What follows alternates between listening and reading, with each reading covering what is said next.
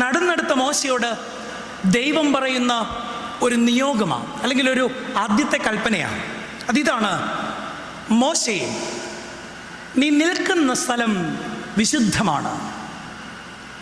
നമ്മൾ ഒരുപാട് കേട്ടിട്ടുള്ള ഭാഗമാണ്.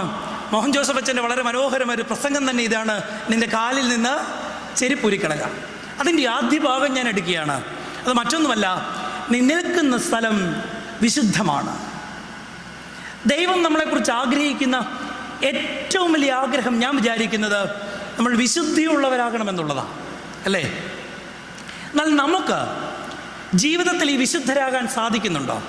സാധിക്കാത്തതിൻ്റെ കാരണം നമ്മൾ പറയുന്നത് ഇങ്ങനെയാണ്: ഇനി അച്ഛന്മാർക്കൊക്കെ ചൂട് പറിക്കുന്ന കാലമാണ്. എന്തുകൊണ്ടാണ്? കുമ്പസാര കാലമാണ്. കാരണം വോട്ട് ചെയ്യണമെങ്കിൽ, രജിസ്റ്റർ പേര് വരണമെങ്കിൽ എന്ത് ചെയ്യണം? കുമ്പസാരിക്കണം. ഞാൻ